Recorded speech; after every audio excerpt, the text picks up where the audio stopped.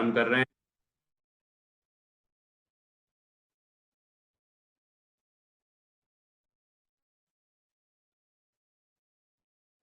नमो अरहंताण, नमो सिद्धाणं, नमो आयरीयाणं, नमो अजायाणं, नमो लोये सव्यसाहुणम्। मंगलम भगवान वीरो, मंगलम गौतमो गणी, मंगलम कुंद कुंदाद्यो, जैन धर्मोस्तु मंगलम। सर्वमंगल मांगल्यम, सर्वकल्याणकारकम, प्रधानम सर्वधर्माणां, जैनम जयतु शासनम, जैनम जयतु शासनम। इंद्रसदवन्द्याणं, त्रिवर्णहितमधुरविशदवक्त्राणं, अन्तातीतगुणाणं,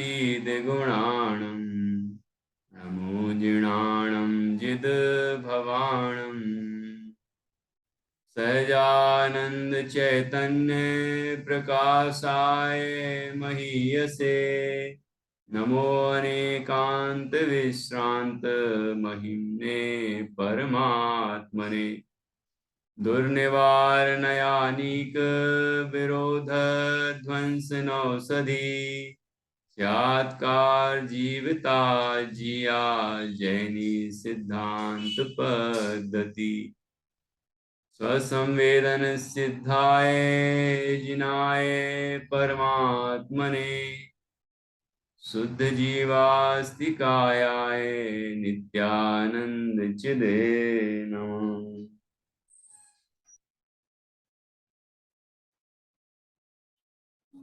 आचार्य श्री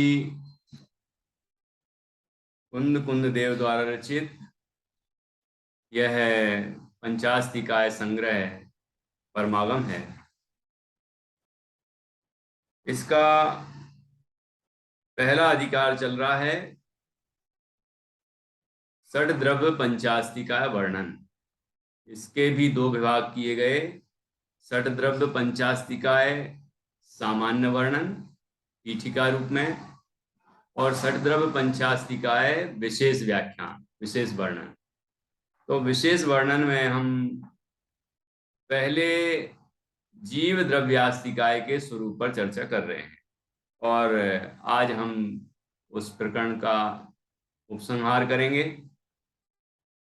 यहाँ पर 5 तो अस्तिकाय हैं, जीव द्रव्यास्तिकाय, पुद्गल द्रव्यास्तिकाय, धर्म द्रव्यास्तिकाय, अधर्म द्रव्यास्तिकाय, आकाश द्रव्यास्तिकाय, और काल की चर्चा भी आएगी। पहले भी आई है सामान्य वाले प्रकरण में भी, और इसके आखिरी में भी आएगी। तो यहाँ जीव द्रव्यास्तिकाय की चर्चा चल रही है। उसके बाद अब 74वीं गाथा से पुद्गल द्रव्यास्तिकाय की चर्चा हम व्रतों के बाद, दशलक्षण महापर्व के बाद करेंगे। तो आज हम जो जीव द्रव्यास्तिकाय का वर्णन किया गया है, आप सोचिए कि 27वीं गाथा से 73वीं गाथा तक वर्णन है जीव द्रव्यास्तिकाय का। तो इतनी गाथाओं में जीव द्रव्यास्तिकाय का वर्णन किया गया, 9 अधिकारों के माध्यम से किया गया। 27वीं गाथा में पहले ही 9 अधिकारों का उल्लेख कर दिया गया, और फिर क्रमशः उसका विवेचन आचार्य ने किया। और यहाँ अब उपसंहार किया गया है, और अब निष्कर्ष रूप में जीव के कितने भेद होते हैं किस किस अपेक्षा से, वो यहाँ बताया गया है।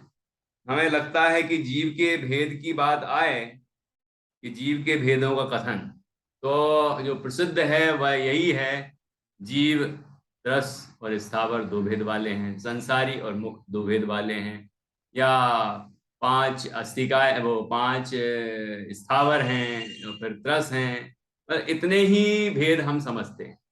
लेकिन आचार्य ने यहाँ पर कुछ विशिष्ट भेदों की चर्चा की। जीव के भेद। तो किस किस दृष्टि से जीव कितने कितने प्रकार के होते हैं, जीव को कितने दृष्टियों से देखा जा सकता है, कितने विकल्पों से, कितने प्रकारों से देखा जा सकता है, वो यहाँ पर इस 71 और 72वीं गाथा में बताया गया है। तो हम यहाँ चर्चा करेंगे 71 और 72वीं गाथा के माध्यम से। देखिए, हम्म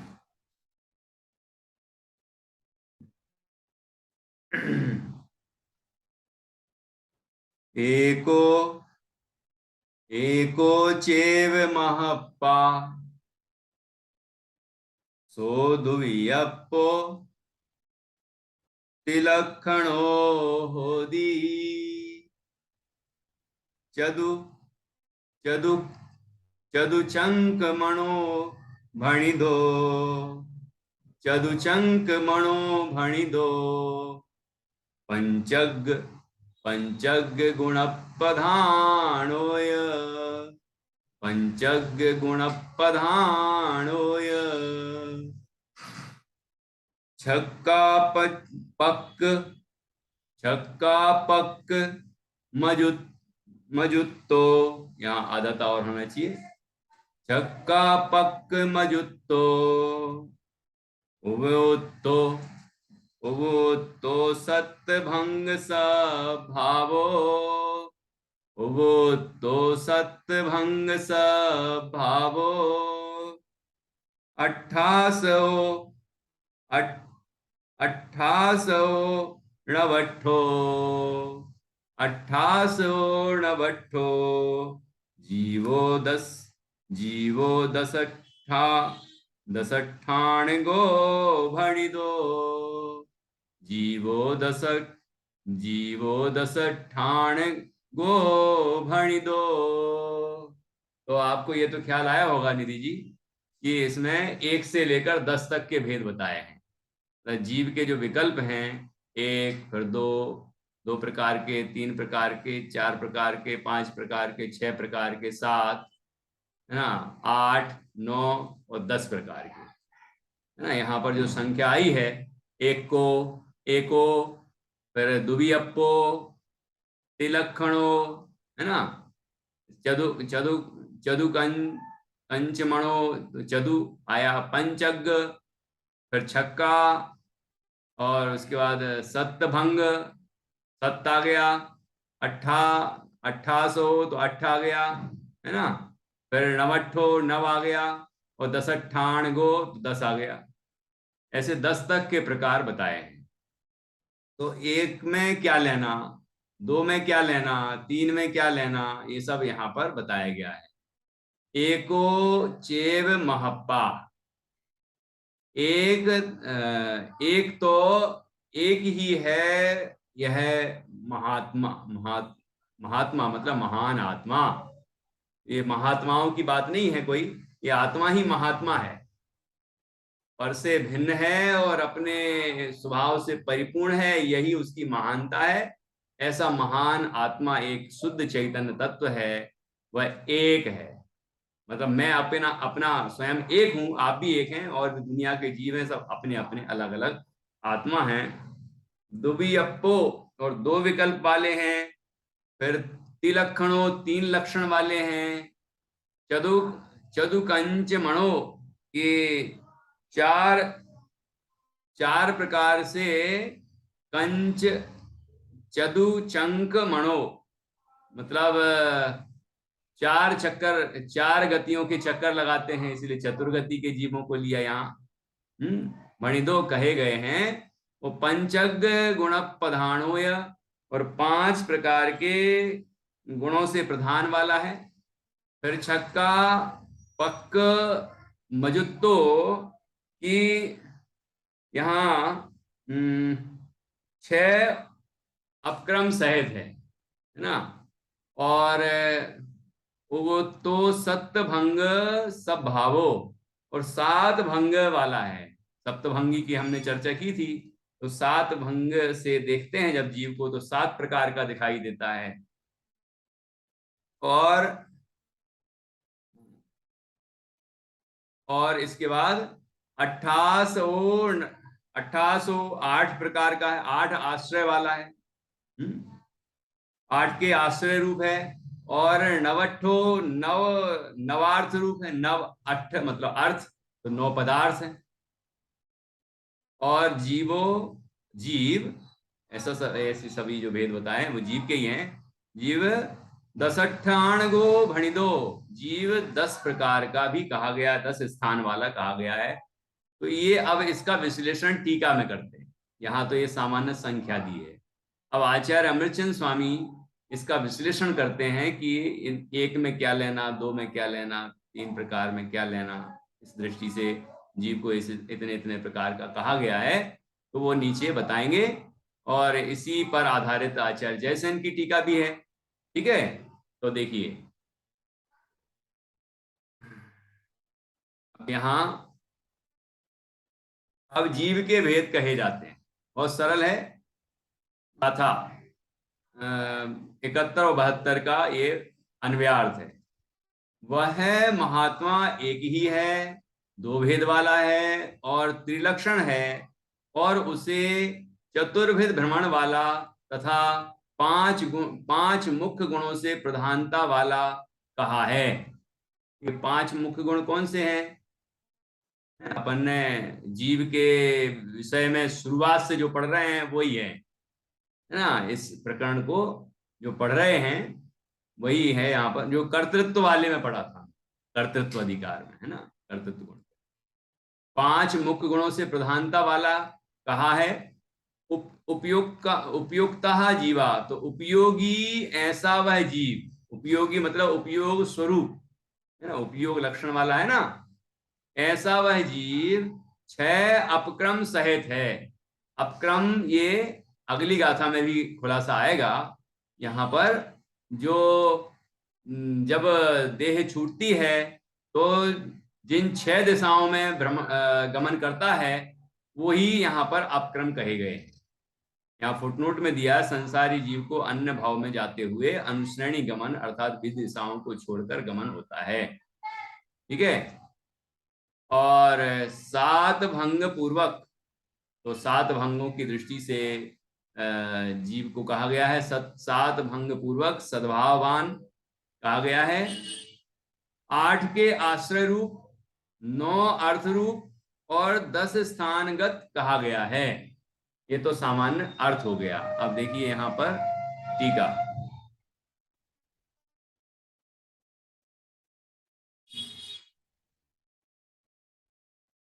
वह जीव महात्मा, तो वह जीव महात्मा, जीव को महात्मा कह रहे हैं, शुद्धात्मा है, महात्मा है। महात्मा क्यों है ये भी सोच सकते हैं अपन कि विश्व में महान आत्मा तो सिद्ध भगवान को कहा जाता है, तो जीव महात्मा कैसे हो गया? इस सिद्ध अवस्था ये पर्याय है, और वो पर्याय इस जीव के इस शुद्ध चैतन्य आत्मा के आश्रय से ही प्रकट होती है। सिद्ध भगवान जो हैं वो अपने आत्मा के आश्रय से सिद्ध हुए हैं, मतलब वो भी आत्मा है, उनने अपने आत्मा का अनुभव किया, उसमें लीन हो गए, तो वो सिद्ध अवस्था को प्राप्त हुए। तो सिद्ध अवस्था तो पर्याय है, और आत्मा वह उसका आश्रयभूत है, जो पर्याय जहां से पैदा हुई है। इसलिए वास्तव में महात्मा वह ध्रुव चैतन्य तत्व है, वह आत्मा है जिसके आश्रय से सिद्ध अवस्था होती है। ठीक है, निश्चय से महात्मा निशुद्धात्मा है, और व्यवहार से महात्मा सिद्ध भगवान, ऐसा अपन समझ सकते हैं। ठीक है, तो वह जीव महात्मा पहला वास्तव में नित्य चैतन्य उपयोगी होने से एक ही है। एक शुद्ध चैतन्य, मात्र चैतन्य, चैतन्य अनादि अनंत चैतन्य लक्षण वाला ही रहता है। चैतन्य प्राणों से ही अनादि अनंत जीता है, इसलिए एक चैतन्य मात्र ही है, इसलिए एक।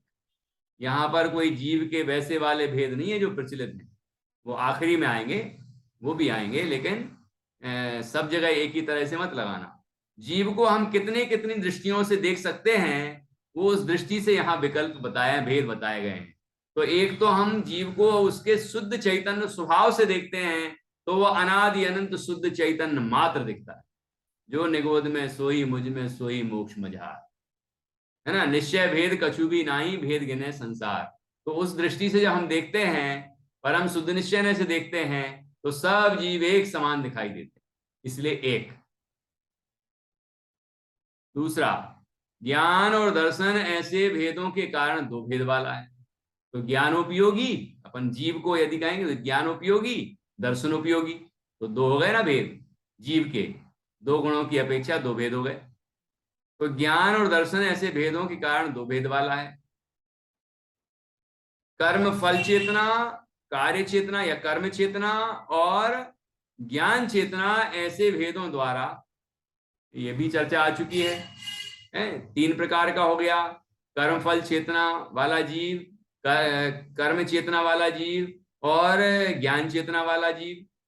जैसे हम, और वहां पर आया था कि किन्हीं जीवों में इन इन चेतनाओं की मुख्यता है, अन्य की गौणता है ना। तो इस तरह से तीन चेतना वाले जीव हो गए, तो तीन भेद हो गए। अथवा द्रव्य उत्पाद और विनाश ऐसे भेदों द्वारा लक्षित होने से, कि द्रव्य रूप, एक ही जीव द्रव्य रूप देख सकते हैं उसको, उसी को हम उत्पाद रूप देख सकते हैं, उसी को हम विनाश रूप देख सकते हैं। तो इस तरह तीन दृष्टियों से जीव को देखा जा सकता है। तो ये तीन तरह के हो गए। ऐसे भेदों द्वारा लक्षित होने से त्रिलक्षण अर्थात तीन लक्षण वाला है जीव। अब चौथा, चार गतियों में भ्रमण करता है, इसलिए चतुर्विध भ्रमण वाला है। तो मनुष्य जीव, तिरंच जीव, नारकी जीव, देव जीव, ऐसा। तो मनुष्य, तिरंच, नारक, देव ये पर्याय ही तो हैं। तो इन रूप से जब हम जीव को देखते हैं तो चार रूप दिखाई देता है, तो ये भेद भी आ गए इसमें। और पर्याय रूप दिखता है तो और भेद हो जाते हैं, जैसे कि पहले बताए हैं और आगे भी बता रहे हैं। पारिणामिक, औदयिक इत्यादि पांच मुख्य गुणों द्वारा प्रधानता होने से पांच मुख्य गुणों से प्रधानता वाला है। कि जीव को जब पारिणामिक रूप देखते हैं तो हम कहेंगे पारिणामिक भाव वाला जीव, औदैहिक भाव रूप देखते हैं तो औदैहिक भाव वाला जीव, छायोस्मिक भाव वाला देखते हैं तो छायोस्मिक भाव वाला जीव, छायक भाव रूप देखते हैं तो छायक भाव वाला जीव, औदैहिक और औपसमिक रूप देखते हैं तो औपसमिक भाव वाला जीव। तो जीव को हमने पांच तरह से और देख लिया, पांच भावों से युक्त। ठीक है, जैसे पानी है, मटमैला पानी, फिर हमने फिटकरी डाली तो स्वच्छ पानी, लेकिन नीचे दबी हुई गंदगी वाला पानी। ऐसे नाम तो अलग अलग पड़ेंगे ना, जिस दृष्टि से आप देखेंगे ऐसे ही।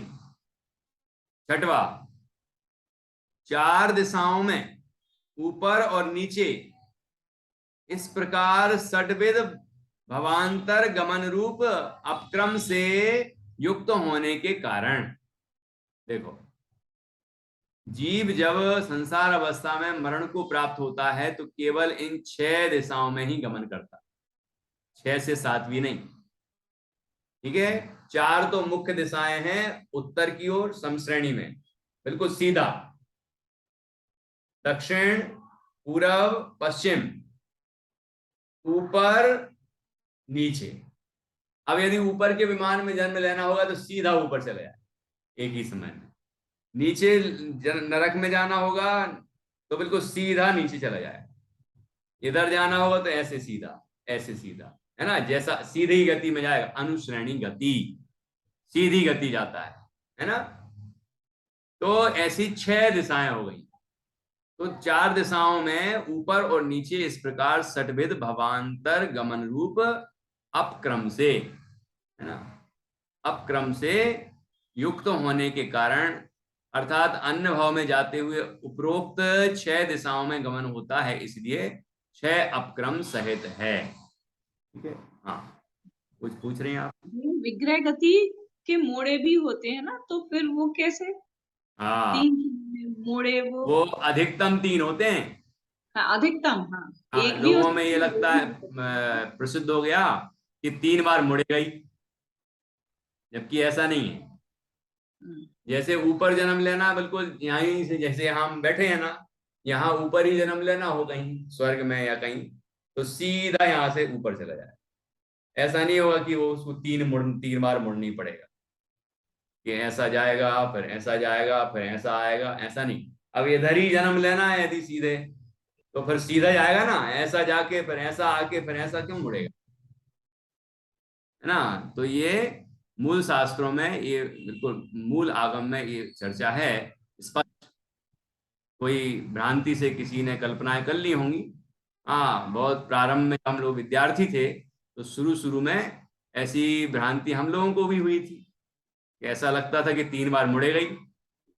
लेकिन जब स्वाध्याय करते गए, विद्वानों का समागम करते गए, तो फिर स्पष्ट हो गया। ये देखो यहाँ 6 लिखा है, 6 ही, और तत्वार सूत्र में है अनुश्रेणी गति, तो वहां स्पष्ट है। 3 बार कोई जीव मुड़ सकता है लेकिन, है ना? हाँ, मैक्सिमम मुड़ेगा तो 3 बार। 3 बार मुड़ेगा, और मतलब किसी जीव को होगी।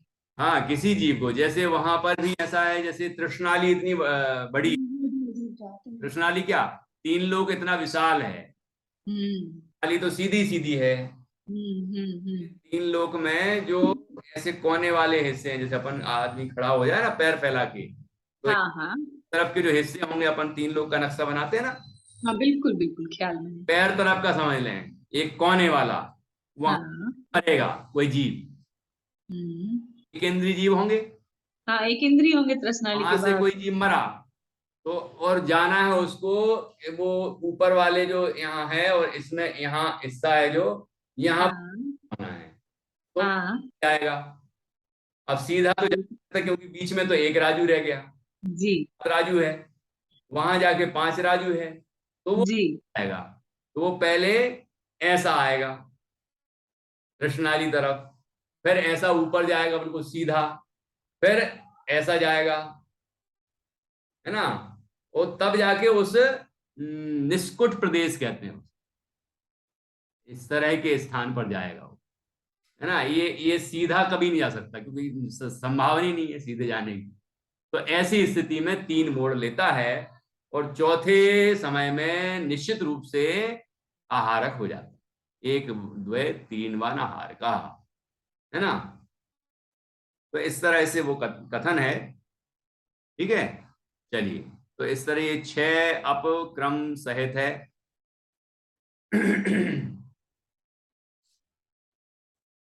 अस्ति नास्ति आदि 7 भंगों द्वारा जिसका सद्भाव है, ऐसा होने से 7 भंग पूर्वक सद्भाववान है।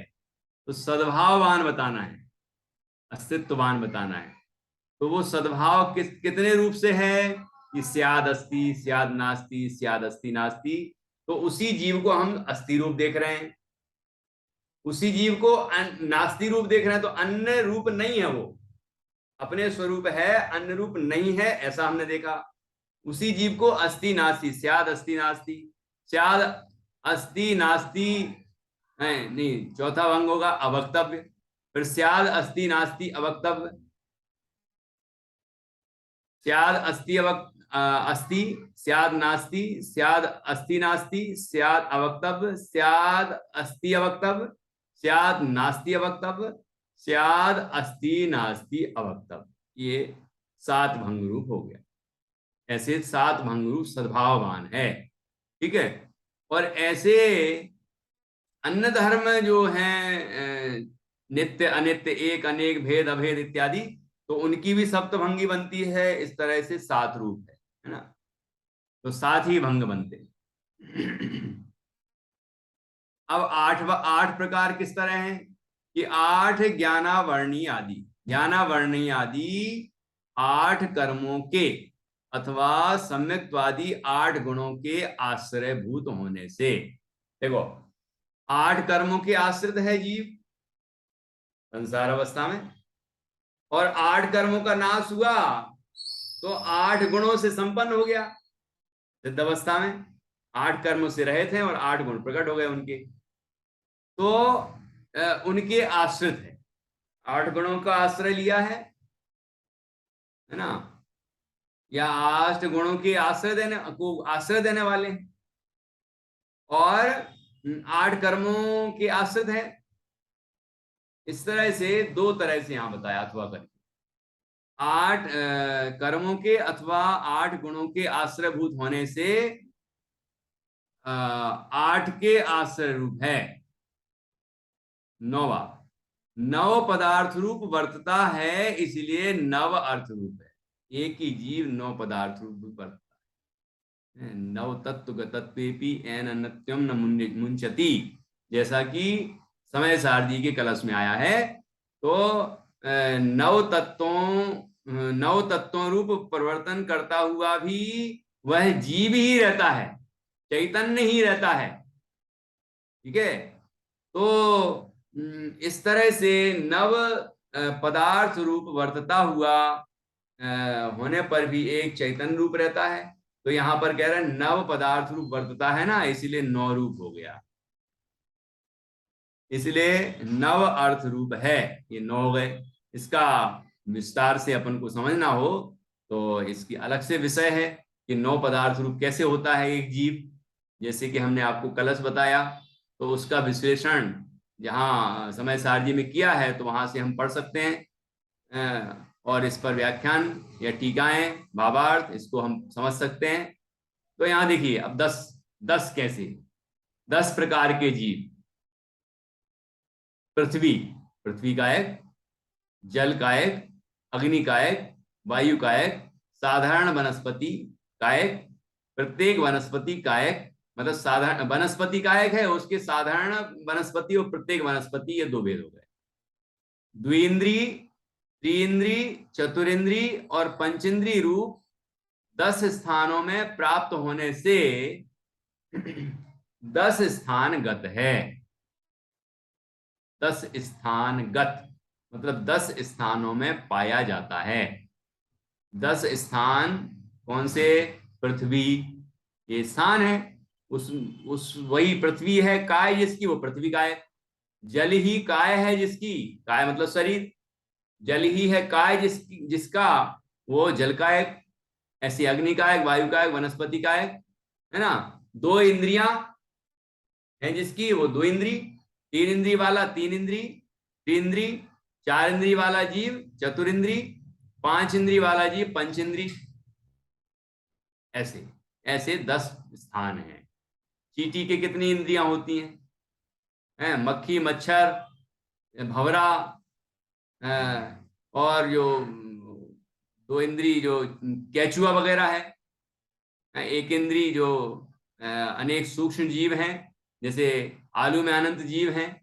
तो ऐसे 1 इंद्री, 2 इंद्री, और ये जल ही है जी, जल ही है शरीर जिसका, जल का एक, है ना। पृथ्वी का एक, जल का एक, अग्नि का एक, वायु का एक, वनस्पति का एक, वनस्पति में साधारण और प्रत्येक। तो ऐसे ये 10 हो गए प्रकार। 2 इंद्री, 2 इंद्री, 3 इंद्री, चतुर्इंद्री, पंचेंद्री, है ना। 10 स्थानों में प्राप्त होने से 10 स्थान गत है। तो जीव देखो कितनी कितनी अवस्थाओं में पाए जाते, कितने कितने तरीके से हम जीव को देख सकते हैं। तो यहाँ जो 9 अधिकारों के माध्यम से जीव का विश्लेषण किया, उनमें हमने अनेक तरह से जीव को देखा। ठीक है, तो उसी का एक तरह से यहाँ सार रूप में ये 10 प्रकार बताए गए हैं कि जीव को हम इस तरह से 10 तरह से देख सकते हैं। और अधिकार ये जीव द्रव्यास्तिकाय का है, इसलिए जीव का वर्णन पहले 9 अधिकारों से किया, और यहाँ पर उसके भेदों की तरह से उसका निरूपण कर रहे हैं कि जीव के कितने तरह के भेद हैं। तो वही यहाँ पर समझना चाहिए। अब इसके बाद आएगी अगली गाथा 73वीं, उसकी चर्चा भी करते हैं। अभी तक के संबंध में कोई प्रश्न हो तो निधि जी आप पूछ सकती हैं। बहुत इजी थी भैया, क्लियर हो गया। बहुत सरल है। हाँ बहुत सरल है। बहुत बढ़िया। चलिए, तो इस तरह ये हुई चर्चा। अब देखिए, अब इसके आगे बढ़ जाते हैं अपन, और 73वीं गाथा है ना, 73। परिठिधि अणुभागप देश बंधे ही संवदो।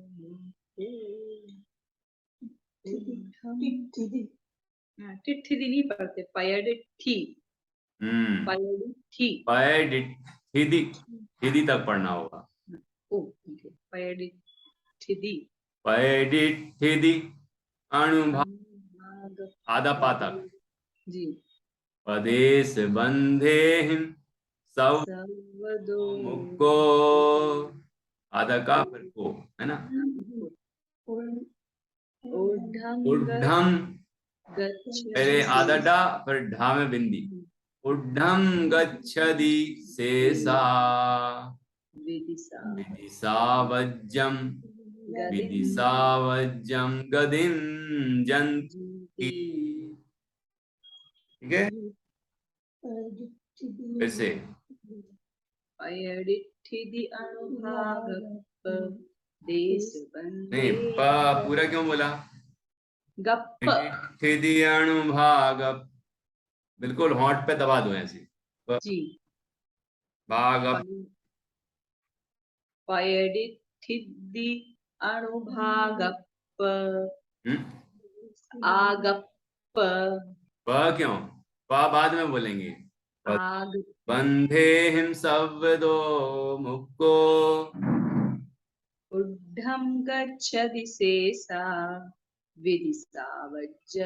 विदिशावज्जम गदिम जंती। ठीक है, बहुत अच्छा। देखिए एक बार और पढ़ लेते हैं। पयडिट्ठिदी अणुभाग पदेश बंधे हिम शब्दो मुक्को ऊर्ध्वं गच्छति शेषा विदिशावज्जम गदिम जंती।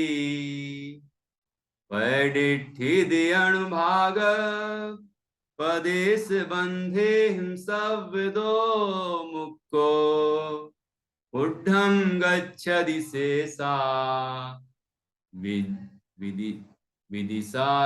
विदिशावज्जम गदिम जंती। दो तरह की लय है। ठीक है, अब क्या कह रहे हैं कि इसकी उत्थानिका में कहा है कि कर्मबद्ध जीव का 6 दिशाओं में गमन तथा मुक्त जीव का स्वाभाविक ऊर्ध्वगमन होता है। ठीक है, ये बताया गया है कि अभी जैसे बताया था ना एक भेद के द्वारा, ये उसमें बताया था कि 6 उपक्रम रूप जीव तो 6 दिशाओं में गमन करता है। तो जो जिस दिशा में गमन करेगा वो उसका एक प्रकार हो गया जीव का। ऐसे तो यहाँ एक तो वही बताया है कि कर्मबद्ध जीव का 6 दिशाओं में गमन होता है ना। 6 में से कोई एक ही में होगा एक बार में, है ना। नहीं तो 6 दिशाओं में होता तो 6 में जाएगा इधर उधर, ऐसे नहीं। एक जीव तो एक ही दिशा में जाएगा। तो जीव सामान्य बात है। तो जीव विश्व में अनंत है, वो 6 दिशाओं में ही जा सकते हैं, विदिशाओं में नहीं जा सकते। विदिशा मतलब क्या होता है? ईशान, वायव्य, नैऋत्य और आग्नेय। इसी को हम दूसरी भाषा में बोलते हैं पूर्वोत्तर। ऐसे बीच बीच की जो दिशाएं है ना, ये पूरब है, ये मान लो ये पूरब है, ये दक्षिण है, दक्षिण है तो पूरब दक्षिण बीच की हो गई। ऐसे तो ऐसे अपन दूसरे नाम भी हैं, ईशान, वायव्य, आग्नेय और नैऋत्य। तो वो विदिशाएं कहलाती हैं। तो उन 4 विदिशाओं में कभी गमन नहीं होगा। मुख्य दिशाओं में गमन होगा सीधा, और ऊपर और नीचे ये 2 दिशाओं में, और तो ऐसी 6 हो गई। ठीक है, तो कर्मबद्ध मतलब कर्म से बंधा हुआ जो संसारी जीव है उसकी 6 दिशाओं में उसका गमन होता है। कर्मबद्ध जीव का 6 दिशाओं में गमन तथा मुक्त जीव का स्वाभाविक ऊर्ध्व गमन होता है। जैसे ही कर्मों से मुक्त होता है आत्मा तो सीधा ऊपर की तरफ जाता है और बिल्कुल सीधा अनुश्रेणी गति होते हुए एक समय में सिद्धालय में जाके विराजमान, सीधा ही गमन करेगा। ठीक है, क्योंकि ऊपर ही जाना है। जस्ट यहाँ विराजमान है मुनिराज, या अरंत अवस्था में विराजमान है, और सीधे ऊपर जाएंगे। देह मुक्त हुए अष्टकर्मों से और देह से मुक्त हुए और सीधा ऊपर सिद्धालय में विराजमान हो जाते हैं। तो वही बात यहाँ बताई है 73वीं गाथा में। पयडिट्ठिदी पयडी, स्थिति, अणुभाग, ये ख्याल में आ रहा होगा। पदेश द्रव्य संग्रह में भी आया था। पयडी मतलब प्रकृति, स्थिति, स्थिति, अणुभाग, अनुभाग, पदेश, प्रदेश, बंध। ये बंध 4 प्रकार के होते हैं, प्रकृति बंध, प्रदेश बंध, स्थिति बंध, अनुभाग बंध। यहाँ क्रम दिया है, प्रकृति बंध, स्थिति बंध, अनुभाग बंध, प्रदेश बंध। ये इन तीनों 4 तरह के बंधों से शब्दो मुक्को, सर्व प्रकार से मुक्त हो जाए, मुक्त हो, ऊर्ध्वं गच्छति, तो वो ऊपर की तरफ ही जाता, सीधा ऊपर, है ना। ऊर्ध्वं गच्छति, ऊपर की तरफ जाता है। शेषा, और जो शेष जीव हैं, तो शेष जीव कौन से बचे? जो चारों बंधनों से बंधे हुए हैं। देखो, चारों बंधनों से मुक्त हो जाते हैं वो सिद्ध हैं, और बाकी सब संसारी हैं। जैसे कि रत्वार सूत्र में 2 ही प्रकार के जीव बताए, संसारिणो मुक्ताश्च, पहले नंबर तो यही 2 बताए। तो संसारी और मुक्त। संसारी कौन और मुक्त कौन? कि मुक्त तो जो कर्म से मुक्त हैं, बंधन से मुक्त हैं, जो यहाँ पर बताया 4 प्रकार के बंधन, जो बंधन से मुक्त है वो सिद्ध। बाकी जो है सब बंधे हुए, सब संसारी। जो 4 घाती कर्मों से ही बंधे हैं तो वो भी संसारी, अघाती कर्मों से ही बंधे हैं तो वो भी संसारी, है ना। और बाकी जो 8 कर्मों से बंधे वो तो संसारी हैं ही। तो ये जो 4 तरह के यहाँ बताया, प्रकृति बंध, प्रदेश बंध, स्थिति बंध, अनुभाग बंध, इन बंधनों से जो युक्त हैं वो संसारी हैं। ठीक है। उनकी गति ऊर्ध्व गति नहीं होती, उनकी 6 दिशाओं में गति होती। तो ऊपर की तरफ नहीं जाते क्या? हाँ, जाते हैं ना। यदि स्वर्ग में जाना हो तो वह भी तो ऊपर ही जाएंगे, और यदि वो एकेंद्रीय बनना हो, वो जो सिद्धालय है ना, वहां भी कुछ एकेंद्रीय जीव रहते हैं, वहां का एकेंद्रीय बनना हो तो वो भी तो ऊपर की तरफ जाएगा कि हाँ, वो भी जाएगा। लेकिन वो बंधन से मुक्त हुआ जीव नहीं होगा, वो बंधन से सहित संसारी जीव होगा। ठीक है। तो शेषा में सब आ गए। विदिशा मतलब विदिशाओं को वज्रम छोड़कर, वर्जित, विदिशाओं को छोड़कर गतिम जंती की गति करते हैं। ठीक है। विदिशाओं को छोड़कर गति करते हैं, अर्थात 4 विदिशाओं में गमन नहीं होता। जो मुख्य 4 दिशाएं हैं और ऊर्ध्व और अधो, ये जो 6 दिशाएं हुई, इनमें ही गमन होता है। टोटल 10 दिशाएं होती हैं। 4 मुख्य हो गई, है ना, उत्तर दक्षिण पूरब पश्चिम। 2 हो गई ऊर्ध्व और अधो, ये भी मुख्य ही है ना। बाकी 4 विदिशाएं हैं, तो इस तरह 10 दिशाएं हो जाती हैं। 10 दिश गमन प्रमाण ठान अनिशीस सीम नाक है। देश व्रत में अपन चर्चा करते हैं, दिग्व्रत, देश व्रत, अनर्दंड व्रत होते हैं ना श्रावक के, तो उनमें होती चर्चा। हाँ, देखिए, तो इस तरह यहाँ कहा है कि जो इन 4 बंधनों से मुक्त हो जाते हैं वे तो सीधे ऊर्ध्वगमन करते हैं, है ना, और सर्वदा हमेशा ही ऊर्ध्वगमन ही करते हैं। कोई भी सिद्ध होगा तो ऊर्ध्वगमन ही करेगा। और बाकी जो जीव हैं वो विदिशाओं को छोड़कर गमन करते हैं। तो विदिशाएं 4, तो बची हुई 6, तो 6 दिशाओं में ही गमन होता है। देखिए, यहाँ टीका भी बहुत छोटी सी है।